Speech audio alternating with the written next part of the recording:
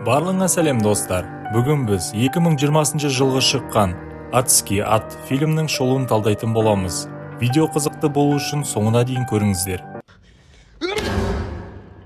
Финляндияда Али есімді қыз өз отбасының мүшелерінен жасырынуға тырысады.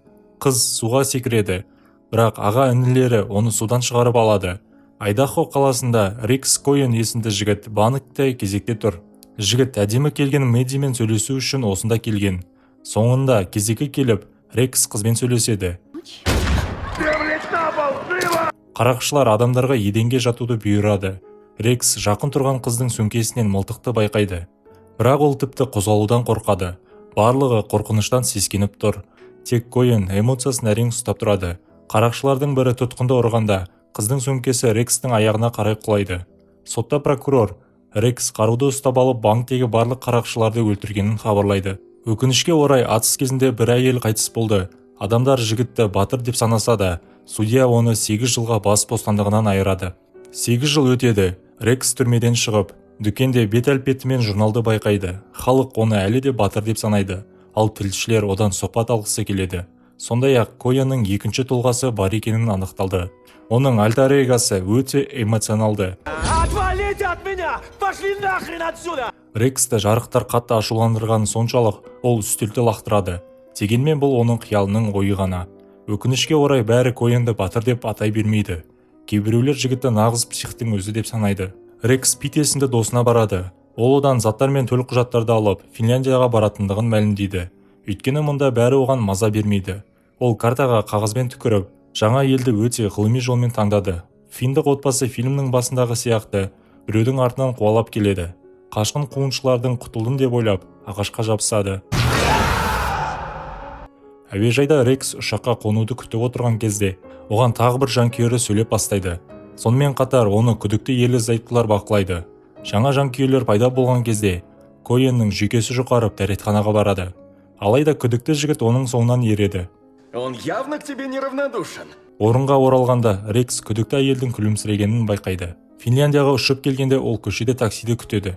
Жүргізуші оны сыртынан бақылап отырады және жігітті тосып алу үшін кезекті бұзады. Екеуі тас жолмен келе жатқанда, такси жүргізушісі газ маскасын киіп салонға газды жібереді және Рекс тез есін жоғалтады. Қарапайым финдік отбасы керемет бірлескен кешкі асқа дайындалуда. Тек олардың жертөлесінде төбеге байланған Койен бар.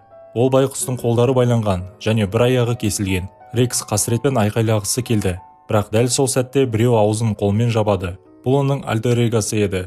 Өзін өзі ұстау өте қиын болса да, шу шығармауға кеңес береді. Жігіттің санасы оның тасымалдаушысына қарағанда әлде қайда агрессивті және ақылды.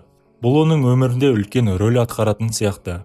Альтер эго жағдайды талдайды және жігітті әуежайдан күдікті жұп ұрлап кеткенін түсінеді. Рекс жылап жатқанда санасы қашу жоспарын жасайды. Егер маньяктар кенеттен түсіп келсе, ұйықтап жатқандай түр жаса дейді. Альтер эго бұрыштағы бірнеше велосипедтерді байқап, бұл жерде психопаттардың бүкіл отбасы тұрады деп болжайды. Жоғары жағында бүкіл отбасы төсекке ұйқыға жатады. Тек тұтқынды көргісі келген Олови есімді баласы ғана ұйықтамайды. Рекс арқанда тістермен үзуге тырысады, бірақ ол өте қалың болды. Бала жертөлеге кіргенде, тұтқын ұйықтап жатқандай түр жасады. Альтер эго бұл жерден шығу үшін баланы пайдаланғысы келді. Койен баланы алдап сулап екі аяғымен қысып алады. Али інісі төсекте жоқ екенін байқайды және оның жертөлеге барғанын түсінеді. Рекс қызды көріп, інісін пышақ берсе ғана жіберуге уәде береді. Алайда Койен ашуланып баланы байқаусызда жіберіп алды. Али інісімен пышағын ұстап жертөледен шығып кетеді. Қалғандарына қыз інісі төсектен құлап соққыға жығылды деп өтірік айтады. Олови шұғыл түрде ауруханаға жеткізіледі. Анасы болса қызын, інісін ұрды деп айыптап, оның бетінен шапалақпен ұрады. Қыз өз отбасына ұқсамайды. Қазірдің өзінде ол бір көрген Рекске ғашық болып, үйлену тойлары туралы армандайды. Бүкіл отбасы ауруханада болғанда, Али жертөлеге түсіп, тұтқынның кесілген аяғын байлап емдейді. Қыз өзінің үлкен ағасы Паттидің нағыз құбыжық екенін жеткізеді. Туғаннан бастап ол тек адамның етін жей алды. Отбасы мүшелері болса, арам тамақты тамақтандыру үшін адамдарды аулай бастады. Бірақ Алиге бұл жайт мүлдем ұнамады және бірнеше рет қашуға тырысты. Егер Паттиге ет ұнамаса, қалғандары жаңа құрбандықты іздеуге мәжбүр болды. Олови дүниеге келгенде, Али оны құтқаруға тырысты. бірақ қыз ұсталып оны ағаш торға қамап қойған болатын. Өз тарихын айтып, қыз тұтқынның аяғының қасына пышақты қалдырады. Рекс пышақты ұстап алып арқанды кесуге тырысады. Осы кезде маньяктар үйге оралып, жертөлеге барады. Бірақ тұтқынның әлі ес-түссіз екенін көріп, олар оны бетінен ұрып, Коэннің альтер-эгосын ашуландырады. Психопат! Олар Рекстің аяғы байланғанын көріп, Алидің мұны істегенін түсінеді және қыздың бөлмесіне қарай жүгіреді. Бірақ Али ол жерде жоқ болды. Психтар жертөлеге оралып, жасырынған қызды тауып алды және тұтқынға күлдіртетін сұйықтықты енгізді. Флешбекке оралсақ, 8 жыл бұрын Коэн қаруды ұстап алған кезде агрессивті санасы оны толығымен игерді. Жігіт барлық қарақшыларды, тіпті қолын көтеріп бас тартқысы келгендерді де салқын түрде атып тастаған болатын. Время умирать, ублюдок. Сүйіктісін құтқарған Коэн қарақшыға бейбіт тұрғындар арасындағы құрбандықтарға мән бермейтінін айтты. Ең бастысы қылмыскерлерді жазалау болды. Бандит Мэдиді жібергенде Рекс оны бәрібір атып тастады. Қарақшы құлап, байқаусызда курокты басып, шкафта жасырынған қызметкерді өлтірді. Коэн 8 жылға түрмеге қамалды. Себебі ол басқа адамдардың өмірін ойламай, ойына келгенін істеді. Мэнди тек бір рет қана темір тордың артындағы жігітке барып, құтқарғаны үшін алғыс айтып, содан кейін ешқашан келмеген болатын. Ерлердің бірі екінші аяғын кесуге тырысқанда Рекс есін жияды. Тұтқын психты теуіп жібереді, ал ол болса ұйықтататын уколды алып келуге кетеді. Жігіт зұлым адам оған жақындаған кезде арқанды кесіп тастап пышақты тікелей құлағына тығып жібереді. Рекс қожайындардың заттарын қарап, оған қашып кетуге және оған қарсы тұруға көмектесетін бірнеше заттарды табады. Альтер-эго жігітті Алиді құтқаруға көндіреді. Рекс гольф клюшкасын кесілген аяғына байлап, баспалдақпен әрең көтеріледі. Ол көшеге шығатын есікті ашып, күн сәулесін көріп қуанады. Ата-аналары үйге оралып, үйдің алдындағы қан мен іздерді көріп, тұтқынның қашып кеткенін түсінеді. Ересектер егіз бауырларды оятып, Коэн полицияларды әкелуі мүмкін деп қорқып, қонақ үйге баруды шешеді.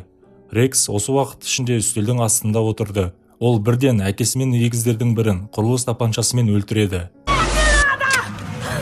Оқсыз қалған Рекс анасын аяғына байланған клюшкамен теуіп құлатады. Ол екінші егізді оған пышақ лақтырып өлтіреді.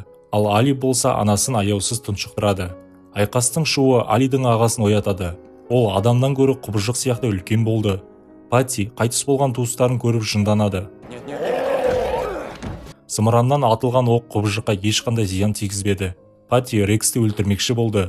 Жігіт тоңазытқыштың тұтқасынан ұстап, ішінен әлі де желінбеген аяғын көреді. Коэн құбыжықтың аузына кесілген аяғын салып өлтіреді. Рекс Алиді Америкаға апарады және олар бірге тұруды шешеді. Ерлі зайыптылар достармен бірге мейрамханада демалуда. Қыздардың бірі Коэнмен флирт жасай бастайды. Ол Алиді қатты ашуландырып, ол қызды үлкен пышақпен өлтірді. Бірақ ол тек қиялында болды. Былай қарасақ, қыздың да Рекске ұқсас альтер-эгосы болғаны анықталды. Осы уақытта Финляндияда Олови отбасын есіне алып, аяусыз кек алуға мақсат қойды. Бүгінге осы достар. Арнаға тіркелуді ұмытпаңыздар. Сіздермен болған Киношолу арнасы келесіде кездескенше.